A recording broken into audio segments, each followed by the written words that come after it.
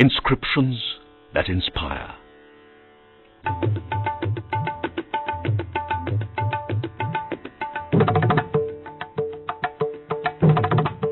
Leaving behind the city of Chennai, with its famed IT corridor and concrete buildings, traveling south on the Northern Highway, we come across Tondai Mandalam.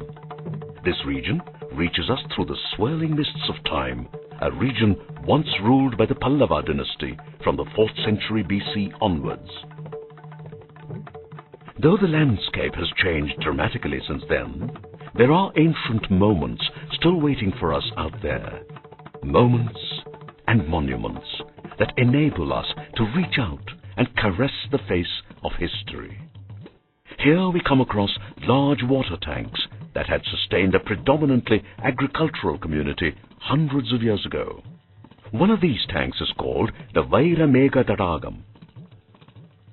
It is situated near the village of Uttaramerur, an ancient realm rich with history. It was established by the Pallava king Nandivarman II around 750 AD to accommodate experts in the 4 Vedas. It soon grew into a center of learning and came to be recognized as a meticulously planned, well-administered village. It was planned and laid out according to the Agama prescription, with a village hall in the center, a lasting example of architectural acumen and achievement. These inscriptions include details of life and administration in the village and is unique because its walls tell us the 1,300-year-old story of Uttaramerur village. The village has a number of strategically located temples, most of them bequeathed from ancient history. Among them, the formidable Kailashanatha temple dedicated to Lord Shiva. The Pallavas were very great devotees of Shiva. Wherever they went, they used to construct these very huge temples for Shiva. The Kailashnath temple happens to be one such temple that is dedicated to Lord Shiva. The temple has been a witness to many dynasties from the Pallavas, the Choras and the Nayakas, and is a slice of ancient history. The Kailashnath temple was constructed during the later part of the Pallava dynasty around 750 AD. The temple is a repository of the powers gained from the chanting of the 4 Vedas for centuries by learned scholars.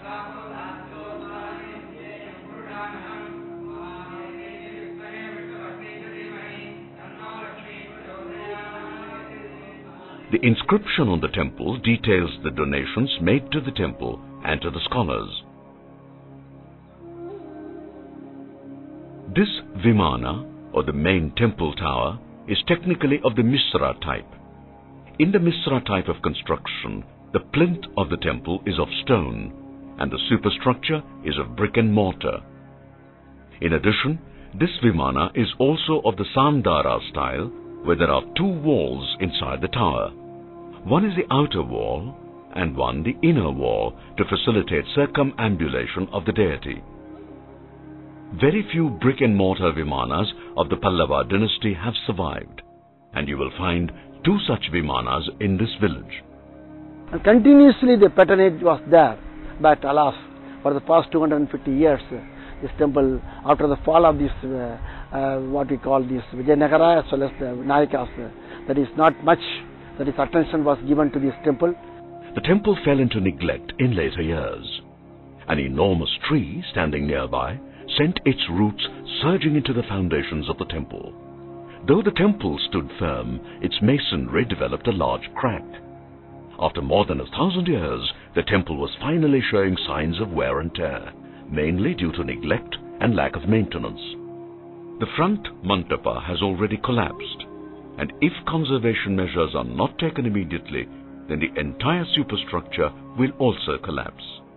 Thus, the challenge is to find a way to safeguard the structure without compromising its integrity. Now we have taken the challenge, and with the help of IIT, that is Indian Institute of Technology, Chennai, we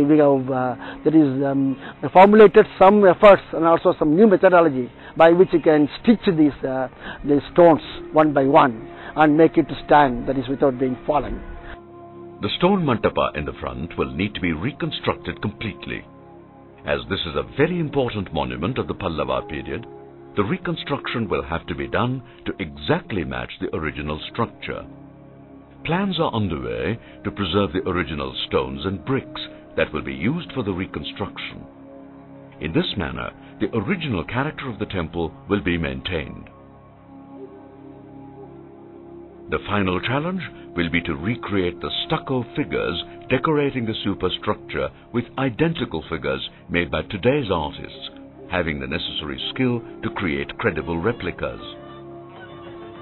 Joining hands with Reach to record their venture is MGPL.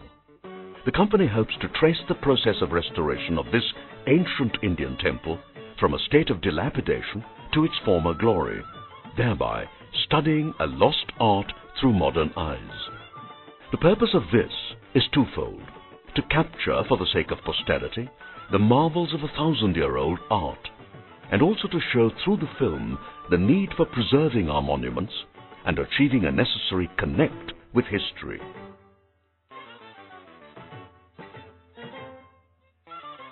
The film will be a slice of easily accessible history, invaluable to present and future generations.